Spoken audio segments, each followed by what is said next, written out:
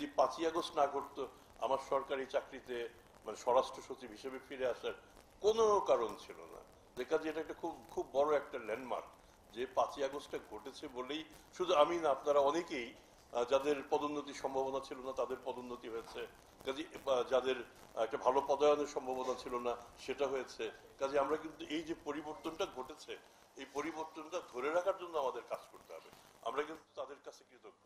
1971 সালের 16ই ডিসেম্বর আমরা স্বাধীন হই।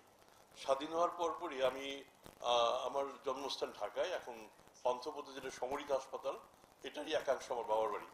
আমরা হঠাৎ দেখলাম যে মানে রাইফেল টাইফেল হাতে নিয়ে লোকজন বেরিয়ে গেছে, মানে ছবি বন্দুক নিয়ে ছবি তোলা। এটা শুরু হয়ে গেল 16 ডিভিশন, এরকম একটা ব্যাপার ঘটে। এবং এরপরে শুরু হয়ে যায় ভুয়া মুক্তিযোদ্ধা। আমার মানে কর্মজীবী হিসেবে আমি চাকরি জীবনে যাদেরকে আমি মুক্তিযোদ্ধা সহকর্মী হিসেবে পাই তাদের ধরে দিতে পারেন 80 থেকে 90 ভাগে হচ্ছে ভুয়া মুক্তিযোদ্ধা, সার্টিফিকেট সর্বস্ব মুক্তিযোদ্ধা। আবার এই 5ই আগস্টের পরে আমি এখন যেটা প্রায়ই দেখি লক্ষ্য করি, সমন্বয়ক হাজির হন। যে সমন্বয়করা আদৌ সমন্বয়ক ছিলেন কিনা সেটা নিয়ে সন্দেহের যথেষ্ট অবকাশ আছে। কাজেই এটাও একটা আরেক ধরনের সিনড্রোম, ভুয়া সমন্বয়ক সিনড্রোম। তবে আমি এসে রংপুরের যে খবর নিলাম, রংপুরের অবস্থা আল্লাহর রহমত অন্য অনেক জায়গার চেয়ে ভালো। রংপুরে বোধহয় এই অনাচারটা একটু কম।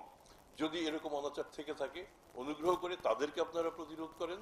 এই প্রতিরোধটা মূলত যারা প্রকৃত অর্থেই এই 5ই আগস্টের এই বিপ্লবের যারা প্রকৃত কর্ণধারটা তাদেরকে সম্মান করা হবে।